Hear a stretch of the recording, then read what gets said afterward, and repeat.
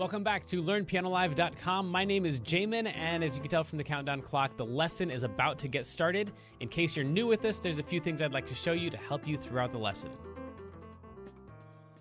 These lessons are always guided and shaped by your questions, and if you're live with us today, there's a couple different ways you can do that. One is in the public live chat, and the other is the Ask Jamin a Question button, where you can ask me a question privately, and I won't share your identity in case you're afraid that your question is stupid. But it's not. If you're in the archives, though, then just open up the survey. At the end of that, there's a place where you can ask your question. I will say I frequently get questions from students in the archives watching a lesson from 6 months ago, and I have no idea what they're talking about. So please try to be as specific as possible. If you're watching this at LearnPianoLive.com, there should be a PDF and an MP3 button right next to this video. The PDF will often have additional video links inside, so you can get more in-depth instruction on each of the topics. And if you're the kind of person who likes to print out the PDF so you can make the same notes on your physical version as I'm making during the lesson, now would be the time to do that. The MP3 is just a play-along track so you can practice more after the lesson. In traditional lessons, a teacher is going to actually present some new concept for maybe 5 or 10 minutes every couple weeks. The rest of the time is going to be spent applying and refining those concepts. Well, here I'm spouting off hours of new information every week, so it's totally unreasonable to expect you to actually absorb all of that. Instead, the goal of these live lessons is for you to find some little nugget of something that makes sense, but is a bit of a challenge, and for you to go practice it, because practice is where all the improvement's gonna happen. So don't feel bad if you have to leave the live lesson and you find that little thing that you're gonna practice. And of course, if I'm going too fast, you can always rewind the live lessons or replay in the archives as much as you want. If these live lessons start feeling random or meandering, it's because they are, on purpose. So if you're the kind of person who wants classical training with a step-by-step method, then you're going to want to check out Kloppel Academy on the website. It's included in your live lesson subscription, so you can do both or either. And the upper levels are seriously hard work, but it's going to take you all the way from ground zero, all the way up to being ready to enter any major music college as a piano major in classical or jazz. And finally, it's most people's favorite. This is application, where we take the past concepts from other live lessons and we see how they apply to an actual, real song that already exists. And since there's like 1,000 different ways to play any song, you're just going to work on the version that is appropriate for your level. So that might just mean playing one note at a time for right now. Or maybe you're working on chords or covering the full song. Or maybe you're just seeing how the song breaks down so you can better write and transcribe your own songs in the future. But whatever your level is, the goal is not this song. So even if you don't play the whole entire song, you'll get better by even attempting a little bit of it, and attempt it we shall.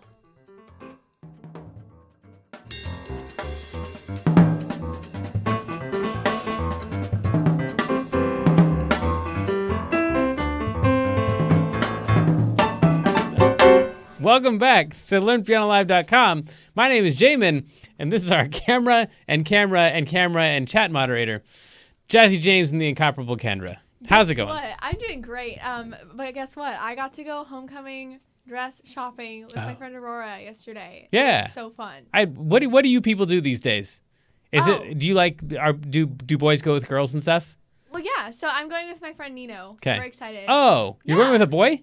Yeah. Oh, like all of my other students, like they are not going with a person, or at least they say they're not. I don't know. Sometimes I don't, Maybe. but this time I'm going. He's one of my friends. Like it's Yeah. not. Yeah. I'm very excited, and the dress I picked out, I'm very excited about too. So, Cool. yay. Color? It's really glittery. It's like silver, but has blue and pink hues. If that makes any sense. Stay tuned on Kendra's Instagram. See your new dress. James, you didn't go dress shopping this week, I'm guessing. So. I went clothes shopping. Hey! To Tilly's. That's fun, too. You know what? We should play the song. This week we're doing Hey There, Delilah. To Tilly's? Oh, yeah, that's like the cool kids shopping place. Yeah, I've heard of that. Yeah, cool. My place is Goodwill, baby. Yeah. All right, so then the song that we're going to play eventually, along with the track, would sound something like this.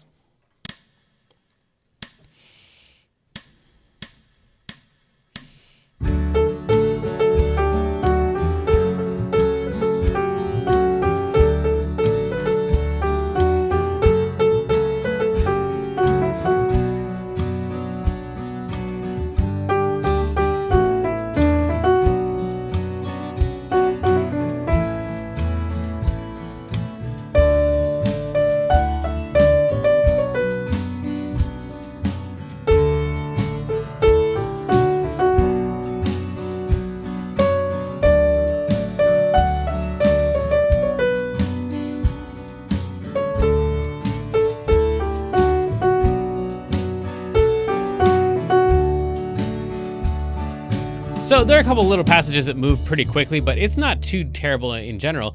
First note you're going to need to know is an A. So in order to find an A, this is actually a really helpful note to know on the piano for a lot of songs. To take any group of 3 black notes, take the middle of those 3 black notes and just drag it up. That means to the right just a little bit, and you'll land on an A every single time, no matter what group of 3 black notes you pick. Take the middle note, you drag it up, you land on an A every single time, which means that there is a limited number of letters in the musical alphabet, A, B, C, D, E, F, and G, and then we start back over at A again. So that's the first thing is we're going to play 4 A's all in a row and probably say out loud the words. That'll really help out a whole lot if you're singing along as you play. Adults especially don't like to sing while they're playing. They feel dumb. So if you want to just say the words, that's fine. But if you sing it, all the better. Hey, there, Delilah.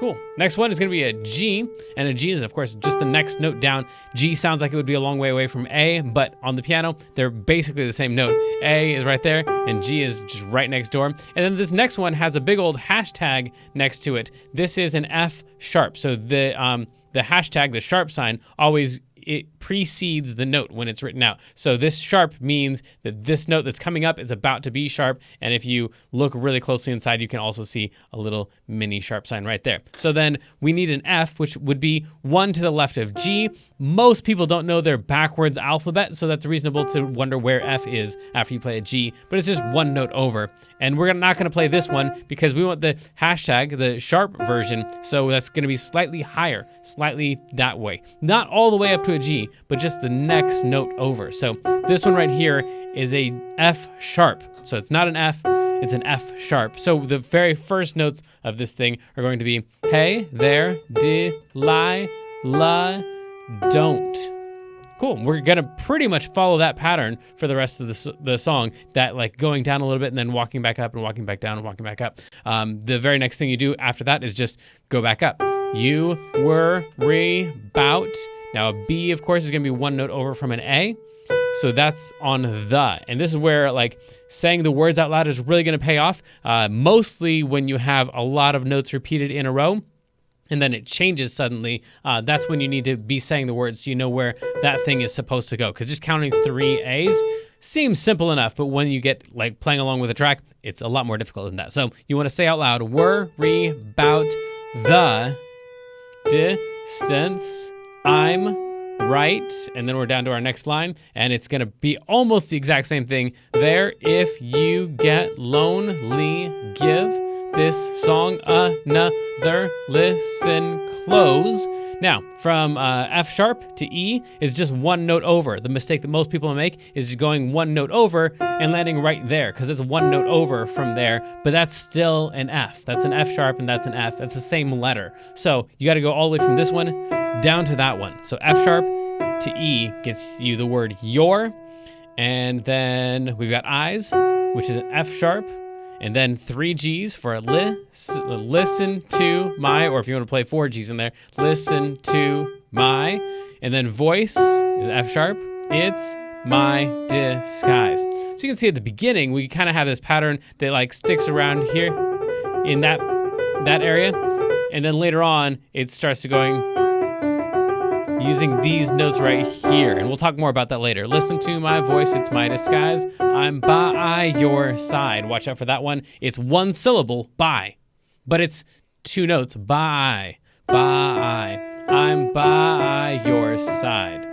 And then we're on to the next part. Now, when, of course, you play along with them, I think they're going to repeat that section up top and maybe have some different words, but that's all of the notes. So the next one is going to have the same thing. All those same exact notes, just repeated with different words. So we skip ahead to the part that has different notes, and this is a D right here. So really, okay.